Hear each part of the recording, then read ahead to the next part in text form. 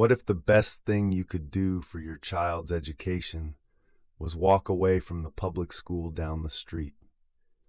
Over 1 million American families have already made that choice, and they are not looking back. The system is failing. For decades, parents were told that the local public school was the only choice, that it was the backbone of American democracy, that if you did not like it, you should move to a better district or get involved and change it from within. But something changed. Parents started looking more carefully at what their children were being taught. They saw curriculum that sexualized children as young as kindergarten. They saw reading scores flatline. They watched math proficiency collapse. By 2023, the National Assessment of Educational Progress, the so-called Nation's Report Card, showed that only 32% of American fourth graders could read proficiently. Only 36% were proficient in math. These were not just numbers, these were children, their children. And the money being spent? America spends more per pupil than nearly any nation on earth. Over $15,000 per student per year on average, and the results keep getting worse. Chapter 2, Parents Fight Back. In 2021, something happened that the political establishment was not expecting. A pandemic had forced schools to go virtual, and for the first time, parents could actually see what was being taught. They saw critical race theory framing America as irredeemably racist. They saw gender ideology replacing basic science in the classroom. They saw social-emotional learning programs that were less about emotional health and more about political indoctrination. And they got mad.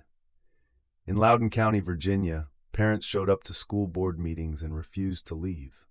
In Pennsylvania, in Texas, in Florida, in Arizona, ordinary moms and dads became the loudest voices in American education policy. The left called them extremists. The National School Boards Association compared them to domestic terrorists.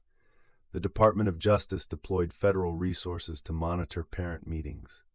But the parents did not stop. They ran for school board, and they won. In Virginia, Republican Glenn Youngkin made school choice a centerpiece of his campaign and flipped the governorship. The message was clear: take education policy away from the bureaucrats and give it back to families. Chapter 3, School Choice Solutions. School choice is not a new idea, but it is having its biggest moment in American history right now.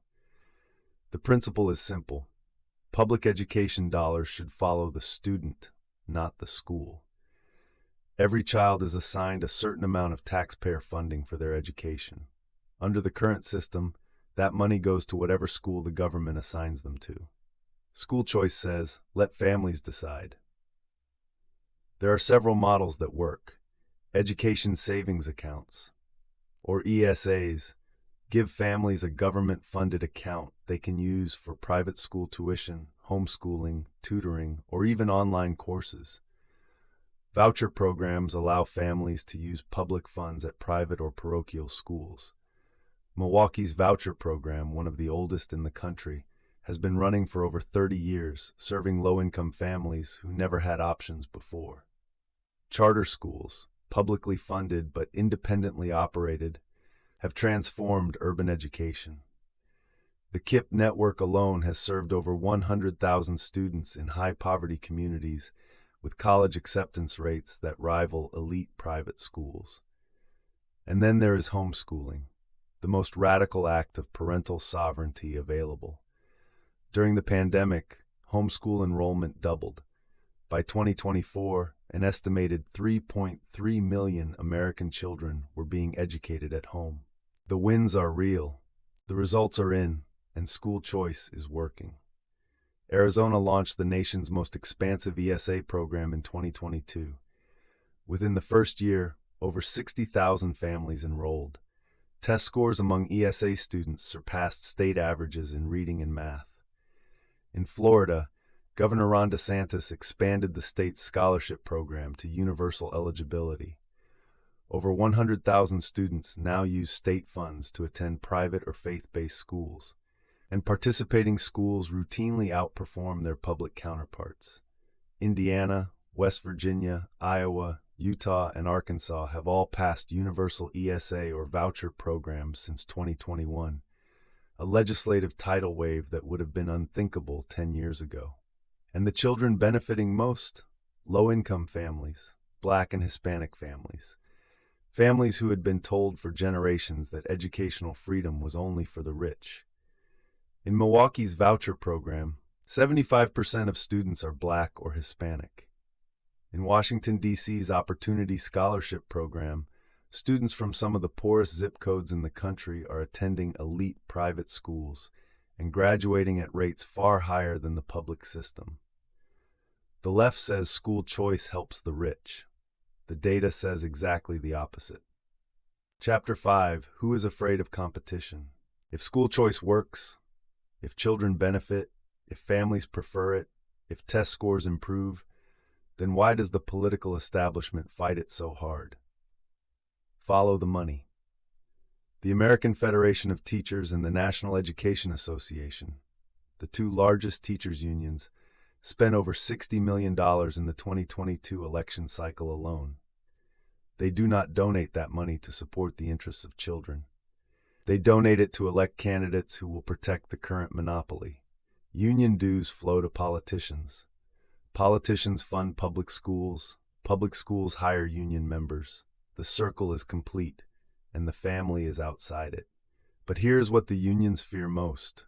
Competition makes you better. When public schools have to compete for students, they improve. Study after study has found that competition from private school choice programs actually raises outcomes in nearby public schools. The evidence from Milwaukee, Florida, and Sweden, where a national school choice system has been in place since 1992, shows that when schools must earn enrollment, they innovate, they improve, and they respond to what families actually want. The unions know this. That is why they fight so hard to stop it. Not because choice hurts children, but because choice threatens their power. The future of American education. We are at a turning point. For the first time, a majority of Republican-governed states have passed some form of school choice legislation. President Trump's administration has made school choice a federal priority, calling for Title I funding to be portable so that it follows the student, not the system. And parents, Republican parents, but also many independent and even Democratic parents, are no longer waiting for permission. They are pulling their kids from public schools. They are starting micro schools in their neighborhoods. They are forming co-ops and learning pods. They are homeschooling in record numbers.